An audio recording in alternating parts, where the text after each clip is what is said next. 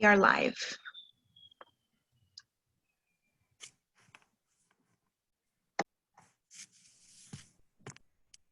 Hello, everyone. My name is Robert Toby. I am honored to be president of the Dallas Bar Association this year. Welcome to our first Community, Culture, and Connection program in 2020. We're honored to have Marc Giannoni as our speaker today. He is Senior Vice President of the Federal Reserve Bank of Dallas. And just so you know, the format of our program will be Marc will do about a 40-minute presentation with slides. And after that, we're going to have Vicki Blanton, our Vice Chair of the Board of Directors, and Jonathan Childers, another director. They'll handle the questions that I know you will have for Marc after his report. So let me just give a few introductory remarks for Marc so that he can get started, but you need to know a little bit about him. He was born and raised in Switzerland, worked for the Swiss bank for a number of years, then moved to New York in 2000 and went to work for the New York Fed at that time. And after a stint with the New York Fed, he left there, went to Columbia University, the graduate school, and worked in the economics department for about 6 years. And at that point, he had the good sense to move to Texas and became employed with the Federal Reserve Bank of Dallas. And he's been here for 3 years. And in that 3-year time period, he has discovered the joys of Texas barbecue. So with that, let me turn it over to Marc, and please give him a virtual round of applause. Thank you very much. And I'll drop off the video with that. Thank you very much, Toby, and thank you, Vicki and Jonathan, for hosting me and having me today. It's a great pleasure to be with all of you, and virtually, and to have the opportunity to talk about the U.S. economy and talk with you in the Q&A afterwards. So let me just give a few remarks on what we are seeing on the U.S. economy. And so one disclaimer I would like to emphasize here is that the views that I'm going to present here are really my own views, and they don't necessarily reflect the official positions of the Federal Reserve System or the Federal Reserve Bank of Dallas. So let me just start with a quick sketch of economic conditions. And I think when we look at that, we want to distinguish two very different periods. One is the beginning of this year, pre-COVID-19, and then once the COVID-19 has taken place. So for the first part of the year, at least when we entered 2020, the economy was in a very good place. Overall, in terms of economic activity, provided a very solid performance, especially outside of manufacturing. The labor market was very strong. Inflation was approaching our 2% target. There were some headwinds that were lingering from 2019, but they seemed to be abating. The risks seemed to be abating as well. And the outlook for the US economy overall was very solid for 2020, and monetary policy was expected to be on hold. Now, around mid-March or so, the COVID outbreak took really hold in the US economy, in the US in general, and affected the economy very directly. That provided a very big shock to the US economy. The recession officially started in March. And in response to this very large shock, monetary and fiscal policy provided a very, very strong, aggressive, and timely response. So given that, we expect a recovery from where we are now in the second part of the year, but we expect the year to end still quite a bit below where we were at the end of 2019. So let me illustrate the beginning of the year first in a few charts, and then move to the post-COVID period. So just to put it in context, the expansion that we experienced since the previous Great Recession that ended in 2009, the expansion that we experienced since then was the longest and the longest if you compare to all the prior recessions. So what I'm showing you here in this color chart are the number of quarters since the beginning of expansions on the horizontal axis. And then on the vertical axis, by how much GDP grew in percentage points since the previous trough. And each line corresponds to a particular phase of expansion. So you have the 1950s expansion in light blue on top, and you have the latest expansion that started in 2009 here indicated by the red line. And as you can see, it lasted a very long time. It surpassed the expansion of the that started in the early 90s and ended up in 2001. Um, so that's to say that this long expansion also helped create a very tight labor market. And I'm illustrating this in this next chart here with the blue line representing the US unemployment rate all the way up to the beginning of the year. As you can see, the unemployment rate increased dramatically from 2008 to 2009 towards the middle of that panel here. And in this gray period that's here represented by the Great Recession of 2008, 2009. And then once the unemployment rate reached 10% in late 2009, it started decrease progressively and then fell to about 3.5% at the end of 2019 and early 2020. By that time, the unemployment rate was seen to be below or very near, probably below any estimate of the normal or natural rate of unemployment. So that suggested that the market, the labor market was really tight. Some would argue that it was almost overheating, and we were beginning to see sort of acceleration in wages. Um, but this was a period where the economy had brought in back in the labor force and in the labor market, uh, uh, all sorts of group in the population that typically have trouble finding jobs.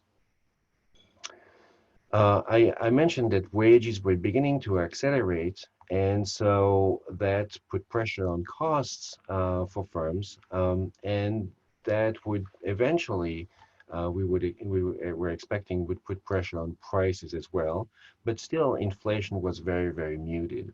So this chart here represents different measures of inflation.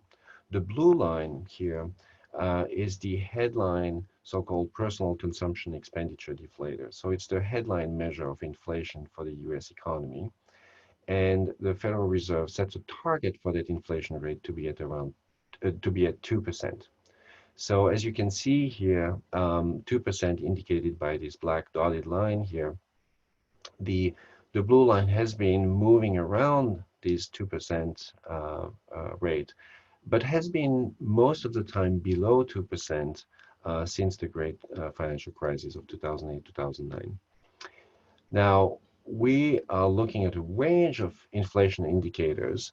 The green line, for instance, captures here core inflation measures, so one that strips out sort of food and energy prices that tend to be quite volatile. And you can see that also core inflation was kind of on the lower side of 2%, but pretty close.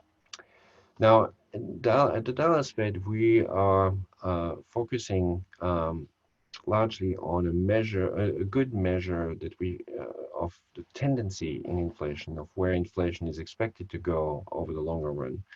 And that's the so-called Dallas Fed trim mean measure of inflation, represented in red here. And as you can see, this measure was really very close to 2% and has been there since 2018. So we expected um, overall inflation to converge back to that red line as it often does. So that's how we started basically the year with inflation not quite at 2%, but going there and very stable.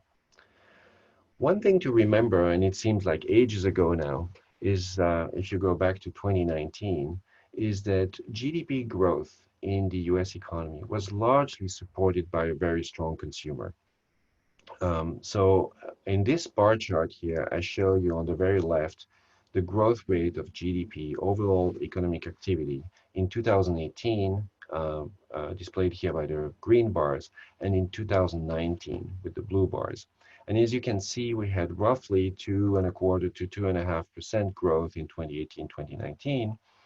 Most of it was explained by so-called personal consumption expenditure, essentially the consumer. And that's the second set of bars here, labeled PCE.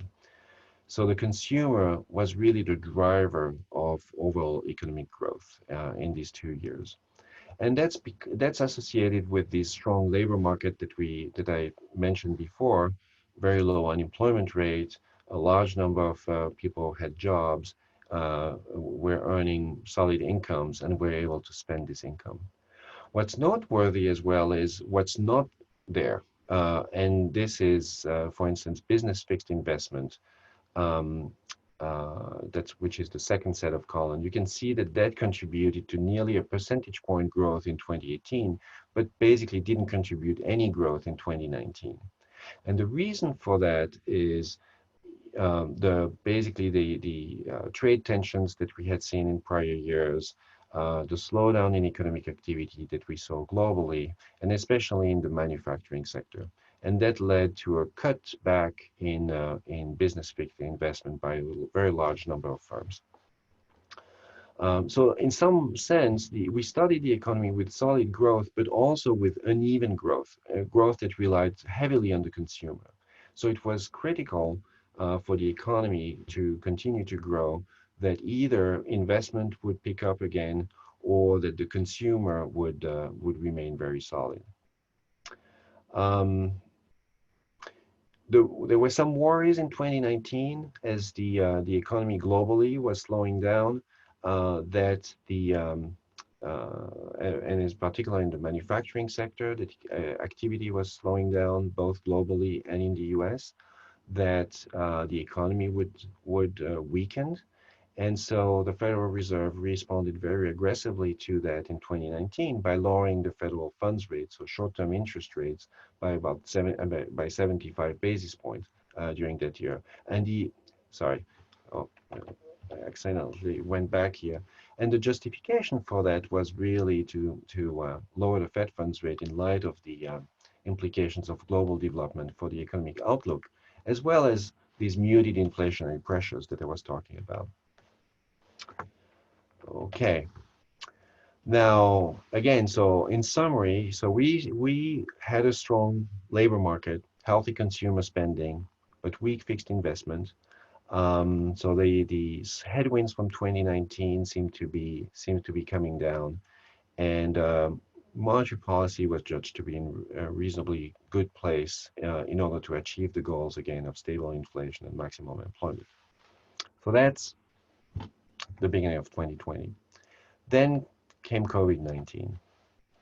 So let me show you here just a timeline of the first recorded death in Wuhan, China, due to COVID-19 in early January 2020.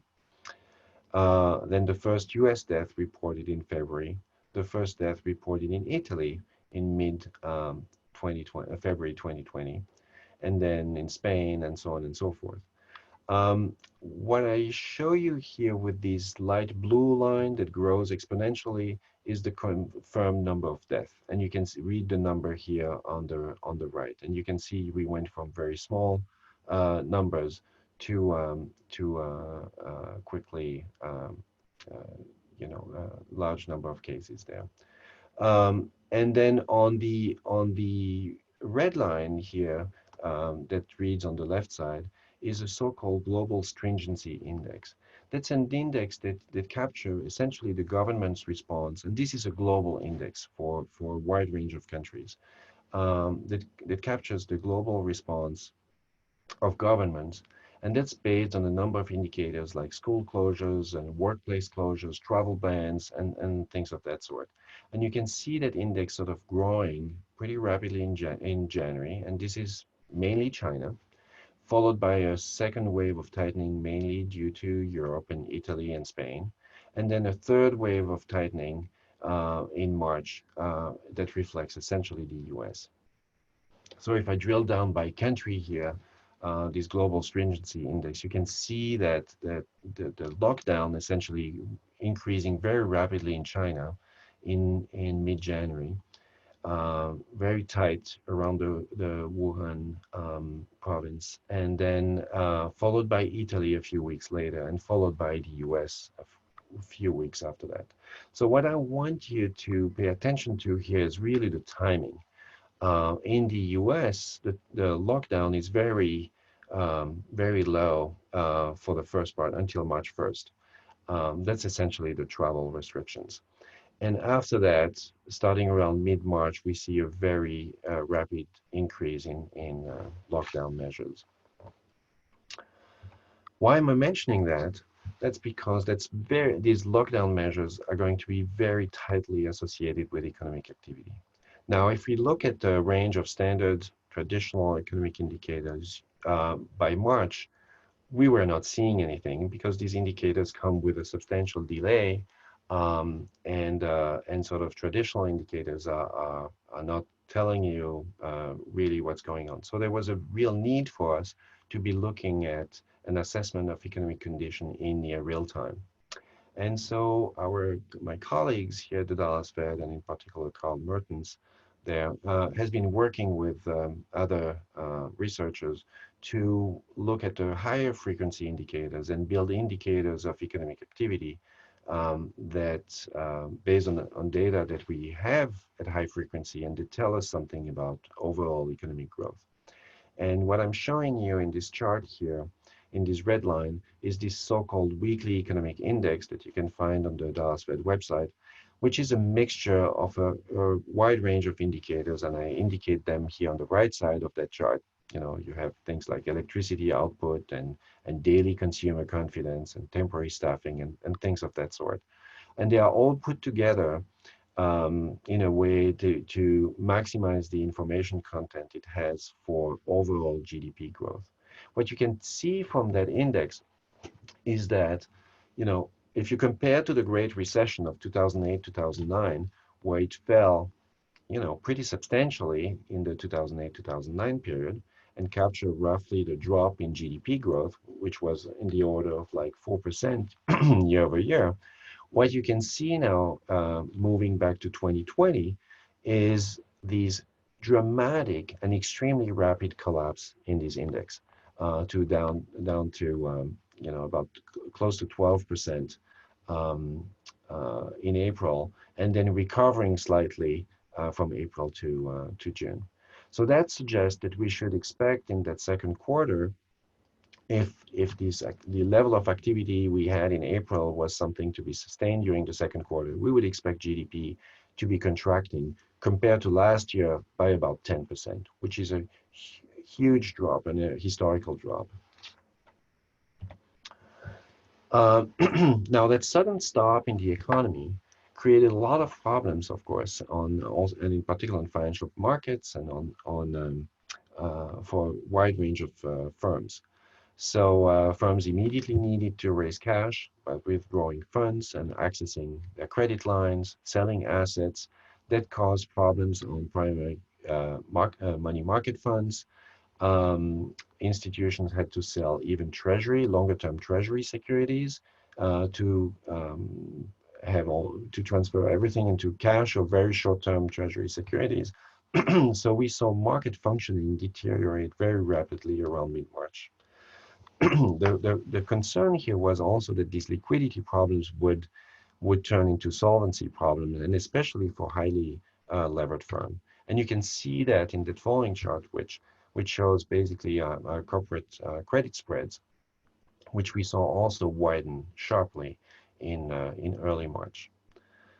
So not only were a lot of corporations seeing the prospects of dramatically reduced revenues and sales, but also their borrowing cost went up dramatically. With, for instance, Triple C firm seeing their spreads going up by, you know, to about 20 percentage point.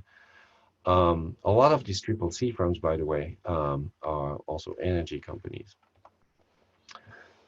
Um, so looking at activity both in the manufacturing and non-manufacturing sector, we saw that essentially activity, as these numbers came in April and May later on, we saw them crash pretty much in line with what we expected based on this weekly economic index I mentioned before.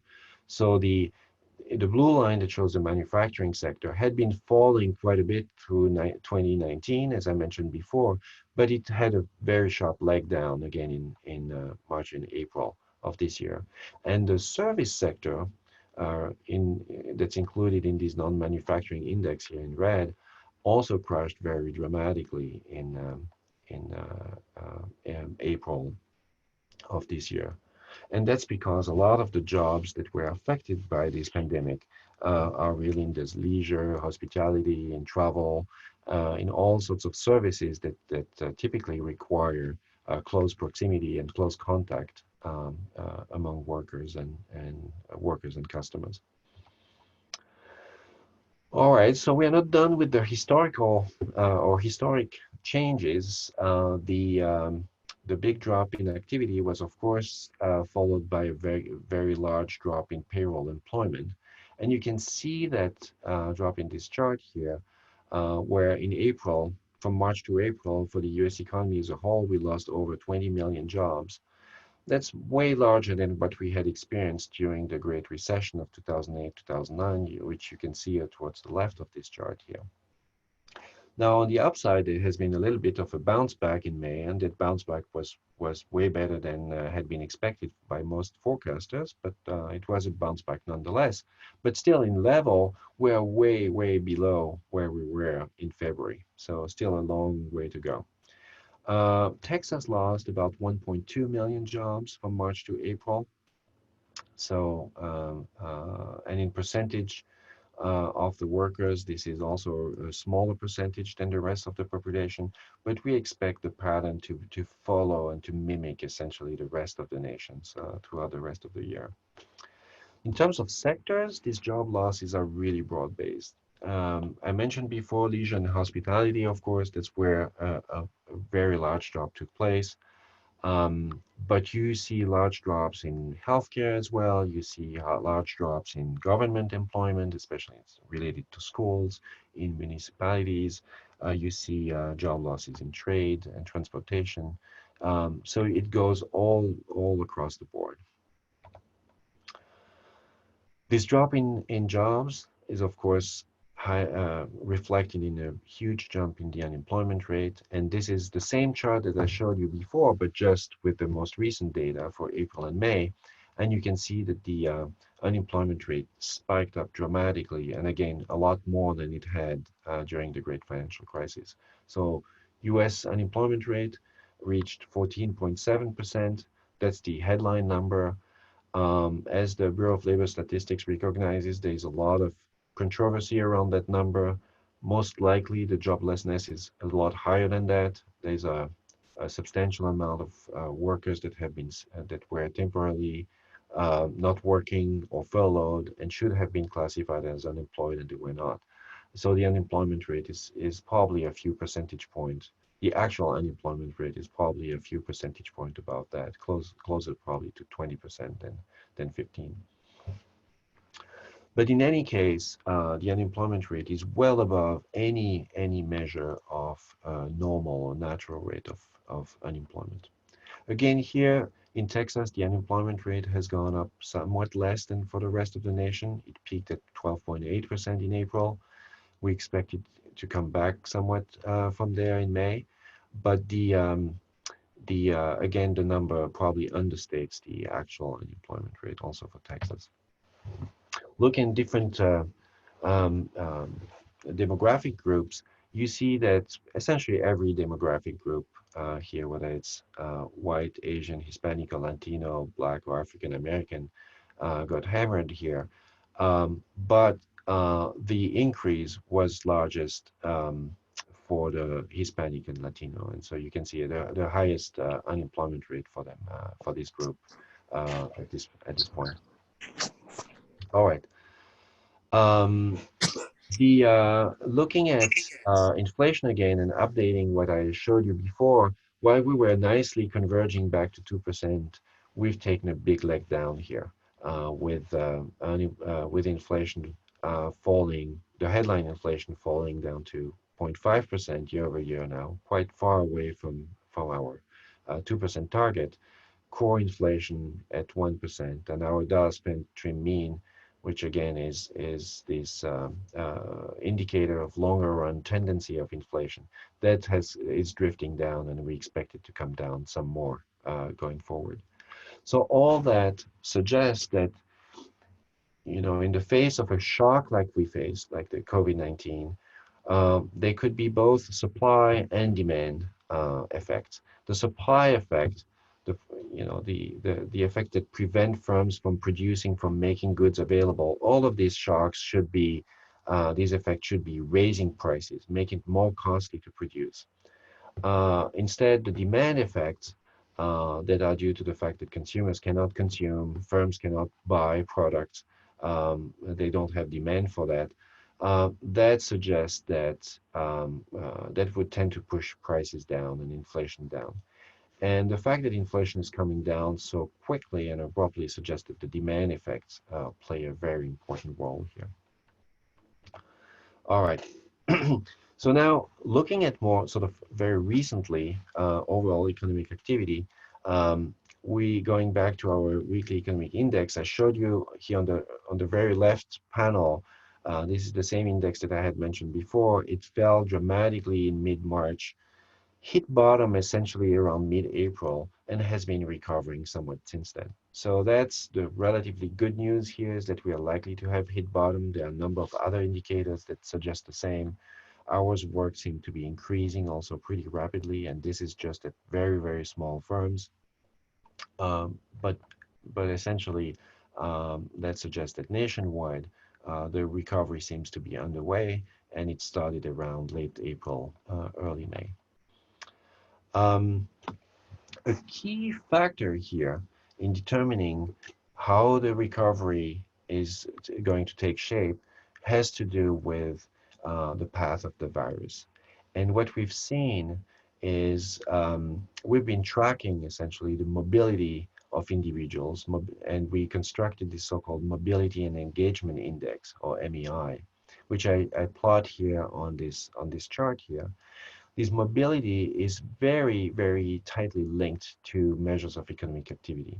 So what we did is basically take data constructed from SafeGraph, which is a private company that tracks 15 to 20 million mobile devices on a daily basis, and we look at the mobility of all these devices, like your iPhones, for instance, or other mobile devices you might have, and we track the mobility of that, look at how much time this device spends time at home, how much time does it leave home, does it travel long distances, and so on and so forth, and based on that construct an index. And we can do this at every metropolitan area in the US. We do this for the nation as a whole as well. And each gray line that I show you here represents one metropolitan area in the US. What you can see is that this index really captures the mobility of individuals, their engagement with the economy. You can see this index dropping dramatically around mid-March again. And what's noteworthy is that it happens in most metropolitan areas. Pretty much everywhere, mobility declines dramatically. And this is, it's scaled to be basically showing a normal level of 0 and coming down to 100 index of 100 or negative 100 at its peak for the nation as a whole. And each other area is sort of relative to the nation as a whole. The other part here is that this mobility seems to have improved since, again, late April, early May, and it is trending back up now. Now it's close to 50 points, negative 50 points. So basically, we retrieved half the mobility that we had lost around mid-April. Okay, so looking at Texas, this chart has a lot on it. So let me just spend a minute on that. And that, so first of all, the black line here is capturing the daily new cases of COVID-19. And we can see that this black line is measured towards the left axis here.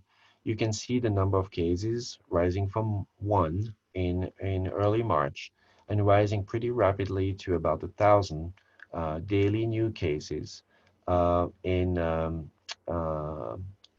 around April, early April, and has been sort of increasing slowly after that. So we are now at about 2,200 new cases daily. That's the bad news, is that the cases continue to increase. If anything, they might have accelerated over the last week or so. So we expected those cases to increase. We expected them to accelerate somewhat, and that's quite closely related to the fact that the economy has been reopening, that people have been moving a lot more. So our mobility index, which I show you here in blue for Texas, that has been growing pretty rapidly as well.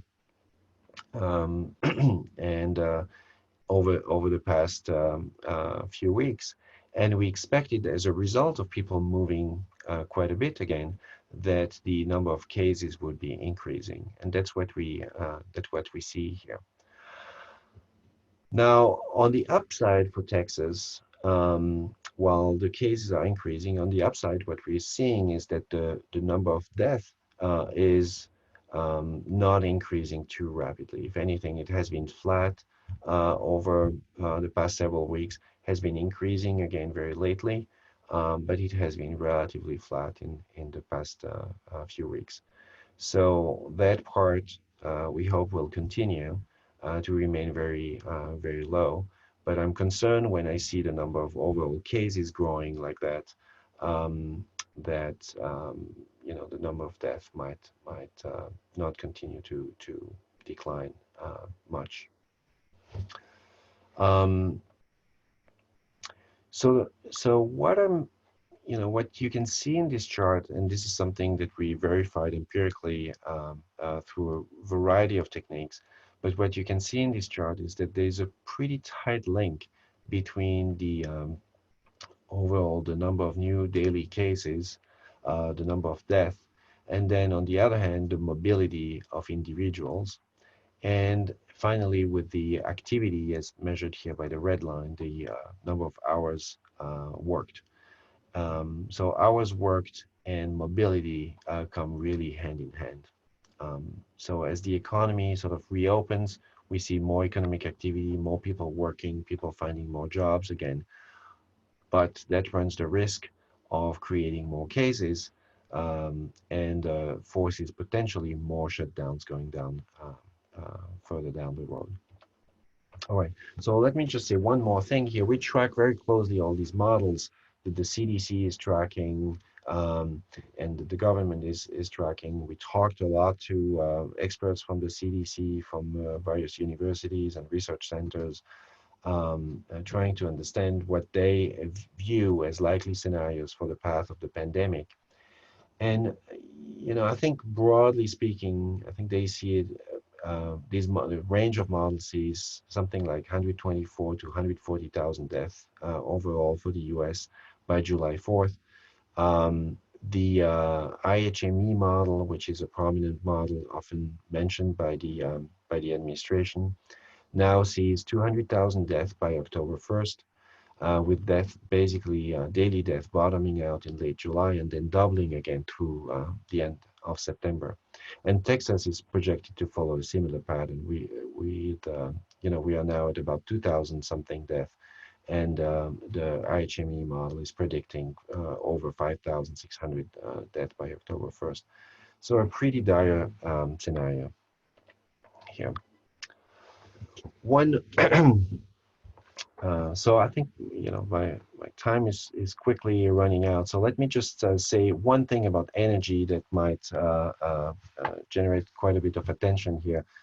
Uh, the energy sector was facing very difficult times already, starting the year, going into the year, for a variety of reasons. But then the COVID-19 made everything worse. The sharp reduction in global demand due to lockdowns, the reduction in traffic, and all that, basically was a major cause behind the drop of oil prices from $58 for the WTI early this year to about $12 in April. Now it bounced back some as the economy reopened, so we are now at around $37. But there were also other factors. So Saudi Arabia and Russia, due to their dispute, did not cut oil supply as much as they had initially, or they threatened to increase their oil supply. And on top of that, we face really a very large problem with storage capacity, and lots of oil producers face large lack of storage space. So as a result, oil producers cut down capital expenditures by about 50% for the year. We expect rig counts are down dramatically. The completion of wells is down dramatically. Employment also in the energy sector is down dramatically. So we still expect uh, the situation to improve from here on going forward, but we still expect the end of the year to be down in terms of output, crude oil output to be quite a bit down from the end of 2019. All right.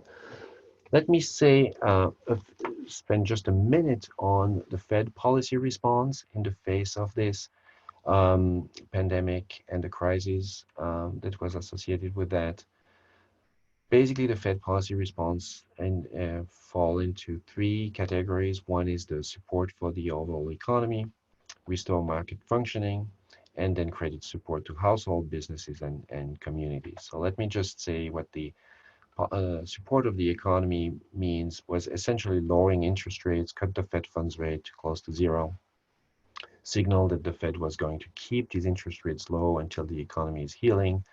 Um, and this is illustrated here in this chart, which again updates the chart I showed you before with the interest rate falling down to zero and lowering really borrowing costs for a wide range of institutions.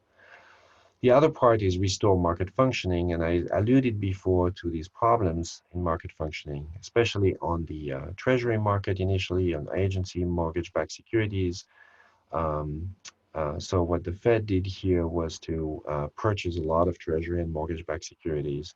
And as a result, what you can see is a very rapid increase in the size of the balance sheet of the Fed. So what this chart shows you is the overall size of the balance sheet of the Fed on the left side, from 2005 through now, and on the right side, really zooming in on the recent period, on the recent year. And what you can see is the balance sheet of the Fed was at around $4.2 trillion overall, and it went up from 4.2 to about $7.2 trillion, so a $3 trillion increase. Most of it reflected purchases of treasury securities, mortgage-backed securities, but also loans that were made and overnight loans and discount rate loans and a number of other programs that I'm going to just mention very briefly. A lot of these emergency facilities that the Fed has put in place to provide credit support to households, to businesses, to communities through a slew of programs. You might have heard about the term asset-backed lending facility that's going to start shortly, the primary and secondary market corporate credit funding facility for companies, the municipal lending facilities. And in my earlier slide, you'll see some references to the Main Street credit facility and a number of other facilities as well. All of that with express purpose to restore market functioning and to provide credit support to household businesses and communities. So looking ahead, when I'll show you projections from the Federal Open Market Committee, so the monetary policy decision body for the Federal Reserve. And what the FOMC saw last week at their June meeting was the GDP would be down sharply in 2020, with unemployment rate very high at the end of the year, and then expected to come down gradually in subsequent years, and inflation pretty low, but then expected to return to 2%. So just to illustrate that, overall, a very big contraction for the year 2020, followed by a bounce back next year. The unemployment rate would was projected by the FOMC to come down from where it is now to about, the median for FOMC member would see it around 9.3% at the end of the year, so slightly below 10, and then continue to come down later on, but not going back to the earlier level of 3.5 for quite some time. Inflation to come down this year, but then eventually recover back. And then they would expect that to take place with interest rates that remain low. This is this famous dot plot that you might hear about or read about quite often when the FOMC makes decision. Essentially, each dot here for each year represents the projection for the federal funds rate by one FOMC members. And as you can see, they all expect to keep this Fed funds rate close to zero in 2020, 2021, as well as 2022. Only two of them see an increase in 2022. All right. So bottom line, in conclusion, I think the COVID-19, the associated containment measures, they caused a huge economic shock to the US economy. The recession started in March. That's likely the fastest and the largest deterioration in the labor market we've ever experienced in our lifetimes. We had very strong monetary policy response. There was also a very strong fiscal policy response I didn't talk about through the CARES Act mostly. That was very rapid and aggressive. Most forecasters expect this recovery to continue in 2020. But it's going to really depend on the path of the virus. And if we need to, if we unfortunately see a rise in cases again and rise in death rates, it will likely be associated with a slowdown in economic activity again. So overall, a lot of uncertainty around that forecast. And I'll leave it with that. Thank you very much for your patience.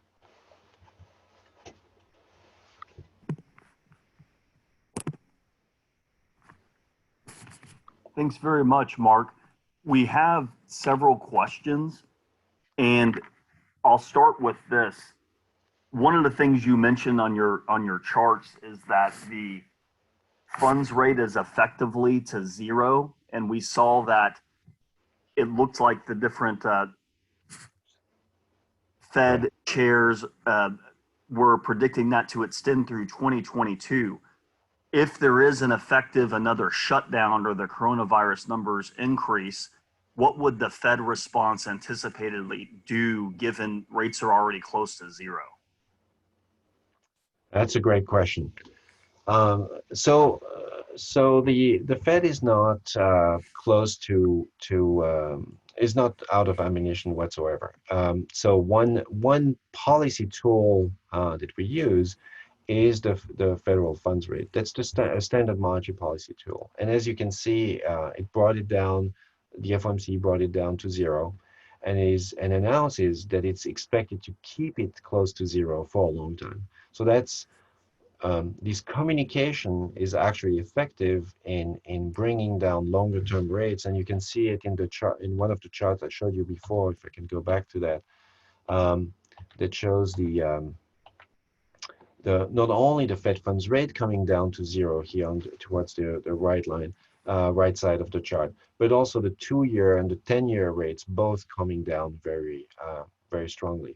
So by keeping interest rates very low, the Fed is pulling basically other rates to be quite low. So if I mean, first of all, what I should say is that in the outlook, in the scenario that we have, it's not a scenario where that the FOMC has presented. It's not necessarily one where the disease disappears suddenly and the economy can go back to normal. So there is already in that forecast a lot embedded that every FOMC member makes his own forecast here, but the idea is that the pandemic will take time to fully disappear here, and more importantly, it will take for the economy. It will take time for household to feel comfortable and confident again, re-engaging fully with the economy. So again, part of a slow improvement or even deterioration in the virus situation is likely embedded in this projection. If you want to do what, if you wanted to do more, what else could you do? Well, as I said, the Fed started a lot of these programs. Some of them are programs that were activated during the previous crisis in 2008, 2009, to provide liquidity, to provide funding, and help with credit to a number of players, firms, whether they are small, medium, large.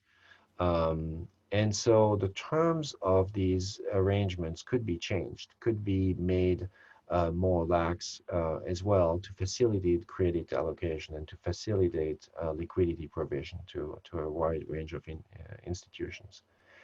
Um, the Fed could also keep increasing its balance sheet. As you can see in the chart that I showed you here, the Fed very rapidly increased the balance sheet in March and April, but then the pace of purchases has substantially slowed down since then. So if things were to deteriorate again, they could potentially increase that again. So there are a number of tools here. Marcus, we've seen a lot of, this is a pandemic, a global impact.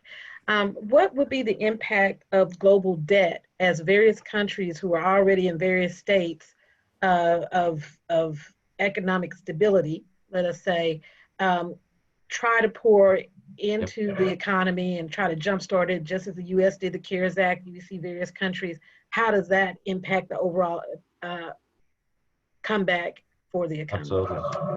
That's a huge concern, and this is something that our president had been flagging already for some time, both the public debt that was elevated going into the crisis. So when you think about, where we were at the beginning of 2020, I showed you before, this very low unemployment rate, economic activity that was doing well, was overall growing at a healthy rate.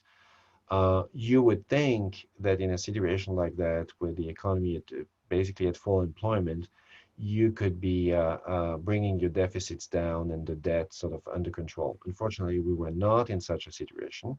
And then as the pandemic hit, the debt started increasing even more rapidly. So we have to distinguish about debt for both corporations that were extremely elevated, and this was unfortunate, and debt of the public sector. And on the public sector side, I think, the proper response in a downturn like we are facing is to really increase government expenditure, and you see tax revenues come down, provide a lot of transfer in order to mitigate the drop. But you have to keep an eye on where the longer term debt situation goes. And I think I think now is probably not the time, or the last few months have not been the time to really worry about that, because the best contribution that the federal government can do is to increase its expenditure, increase transfers in order to mitigate the downturn.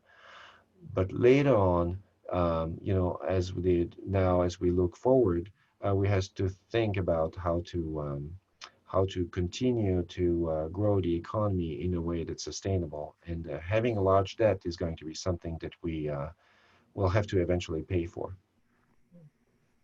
Mark, if you could go back to that mobility engagement index, the MEI. Of course. We have a couple of questions from our participants about that. Yep. First of all, is that a new metric, or has that been around for a while? No, we started putting that together we rushed that in March, essentially, when we saw that economic activity, essentially late February, we started really talking about that. As we saw the cases multiplying rapidly in Italy and in South Korea, and then we were like, oh gosh, this is becoming a pandemic now. It's likely going to come to the US. and we knew that traditional economic indicators were not going to tell us much about the state of the economy in real time. And so we needed something that was much more timely. So we rushed to put that together.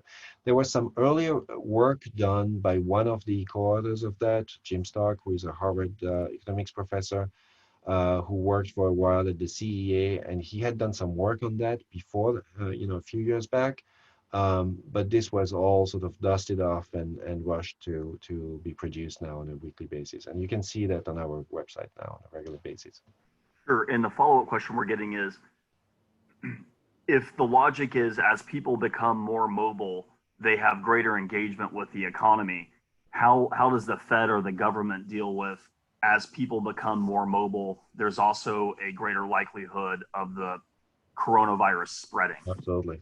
Absolutely. So that's a great point. And I was trying to make that point maybe too indirectly before. You're hitting it exactly on the head. I mean, what we want is for the economy is for people to re-engage with the economy. People feel comfortable again traveling, moving around, going to stores, going to movies, going to hotels, and so on and so forth. So there's very strong evidence that mobility is tightly linked with overall economic activity. So we're not going to go back to normal without increased mobility. But exactly as you put it, if you reopen too quickly and people become too mobile and they don't take appropriate measures, then we can do this in a risky way, in a way that's leading to more cases and more disease.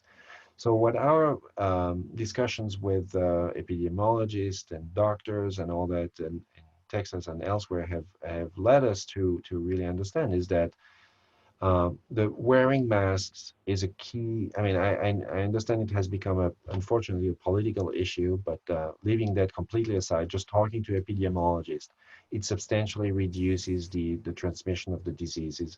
It's something that helps sort of re-engaging with the economy and have people being more mobile without necessarily increasing the spread of the virus.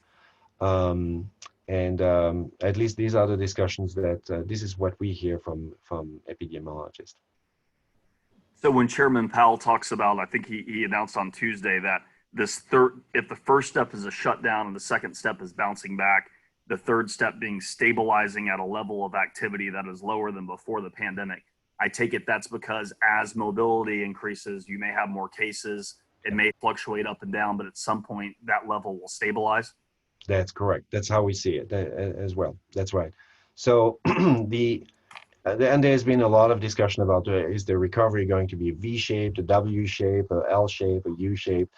I don't like to put very many letters on that, but essentially, I mean, the drop you saw in many of the figures I show you how really severe and quick that drop was.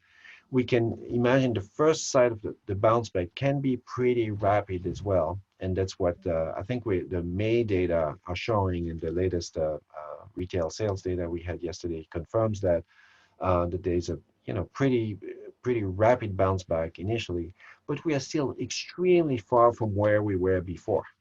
And I don't, I personally don't expect, and the FOMC predictions that I showed you before also show that the FOMC don't expect the unemployment rate to come down to nearly normal levels at the end of this year, at the end of next year.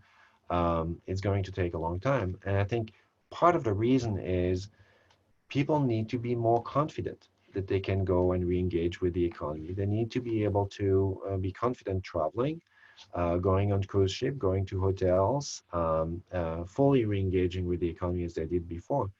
And if they don't do that quickly, then a lot of the companies that are now providing those kind of services may not last very long. They can last now for a few months, but they may not last, another 6 months or a year. And so we expect that the so-called recessionary dynamics to start to kick in as well and prevent us from returning back to where we were for some time. So, Mark, when I think about over my lifetime in major economic indicators or just events That would be the S&L crisis of the early 90s, and then, of course, the Great Recession in 2008. Any thoughts on how you would compare and contrast this particular event of responding to the pandemic to those crises and how quickly we'll move out of that? So each recession is, all recessions are somewhat similar, but they are also very distinct. So I think one feature of the S&L crisis and then the great financial crisis, I mean, to the extent that they are financial crises, they often are associated with a very sluggish recovery. And this has been the case in the US, but has been the case globally as well, looking at the wide range of financial crises around the world. And you can see the recovery from a financial crisis typically to be more dragged out, take longer to get back to normal. You need to stabilize and then redevelop a lot of your financial institution, and the credit intermediation needs to be working better, and so on. This case is very different. If anything, financial institutions came in very strong. The banks came in very strong with a very strong balance sheet. The hope is that, I mean, at the same time, I mean, the drop here is way larger in terms of economic activity than what we've experienced before. And the reason is that we really forced everyone to not consume, forced everyone to stay home, don't move, don't do anything, don't buy, don't go out, apart from the things you can order online, don't go out to a restaurant or hotel, just stay home, don't spend. So it was a forced shutdown, or even if it was not forced shutdown, people were afraid to going out and spending. So it was very severe, very acute, very pronounced. The hope here is that the bounce back will also be quicker than we've experienced following the financial crisis. The worry, though, is both for the reason that Jonathan mentioned, namely that this recurrence of the virus, which leads to opening and shuts like on a recurrent basis for some time. And then, on the other hand, the recessionary dynamics I was alluding to that starts kicking in, that some of the firms start failing. Both of these things will slow down the pace of the recovery. But I would hope and expect that, we will gradually normalize. We will most likely not be back to normal by the end of this year, maybe not back to normal, back to trend by the end of 2021. But as the pandemic sort of dissipates, some businesses will unfortunately have failed, but others will be created, and so we'll recover. We'll be back in trend at some point. Mm-hmm. Mm-hmm. We are getting several questions for this, Mark, and if you cannot comment, we definitely understand. But we have a question: does the current economic picture and outlook support what's going on in the stock markets? And I may be able to question it in a way that you could answer, is to say, does the stock market, are the numbers and the gains we're seeing already operating on the assumption that we have the bounce back and will not have another shutdown?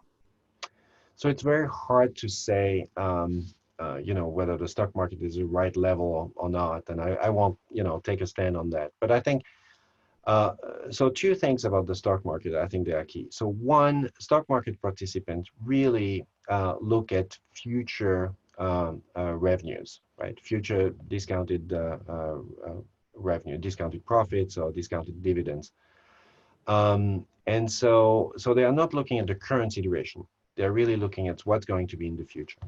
So if you expect that we'll be back to normal, maybe not this year, but the year after that, the firms will make profits again. And the stock market has not been totally indiscriminate. I mean, some firms have done a lot better than others, and the ones that have done better are often the ones that you would not expect to be affected by the pandemic going forward as well. So I think the stock market is trying to price in what's coming, what's going to be the state of profits for a number of companies going forward. So first issue is they're discounting forward profits. The other part is that they are discounting, and then the question is, at what rate are you discounting? And you are discounting it now at very, very low rate. So it's very likely that will keep interest rates for quite some time very low.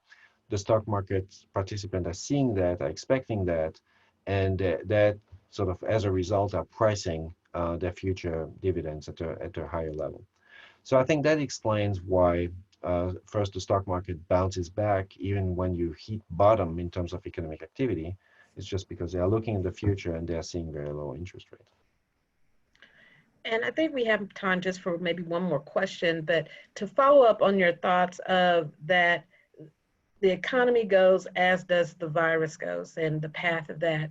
And assuming that everything we have already hit bottom and we're already on the recovery side of this, absent a second wave, what are the other risks that you think will be to the economy at this point? Yeah, that's a great question. So I don't know that we'll have a second wave, but we may have a lot of like mini waves. And many states like Texas, for instance, have not really have a first big wave. I mean, the same way as Italy had and Spain had, and then the New York tri-state area had, and all that, where you had a huge increase in cases and a number of deaths, followed by a fairly sharp decline in these new cases. In Texas, it has been much more gradual. And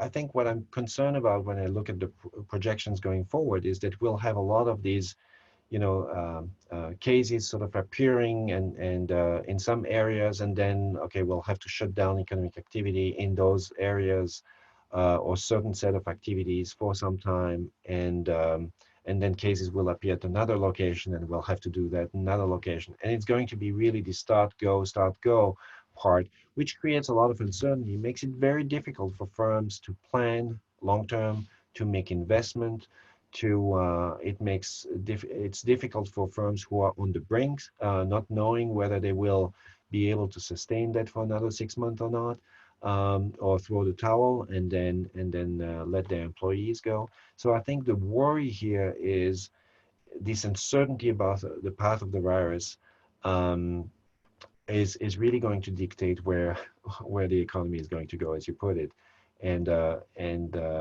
we may see these starts and of cases again, acceleration of cases in different areas at different times. Marc, thank you so much for joining us today. This has been a wealth of information, very timely, as Jonathan mentioned. And I think everyone has learned a lot, and we continue to look forward to growth and a robust economy going forward. Jonathan, closing thoughts? Well, thanks a lot, Mark. I just wanted to let all the participants know that the Dallas Fed has a speaker series. And so if you're interested, you can go to its website to get more information. There is one that looks like that's coming up next week that is along a similar line, but with an epidemiologist, maybe a little more health focused. And so that might be something to check out. And Mark, we're grateful for your time and insight. Yeah, thank you very much, Jonathan, Vicky, Robert, for having me. It has been a pleasure to talking with you and interacting with everyone else virtually. And as Jonathan mentioned, I really encourage you to join in to the extent you can with this Global Perspective series that you alluded to. I think what we'll hear from our next guest is going to be extremely interesting on the path of the virus. So thank you very much. Thanks. Thank you.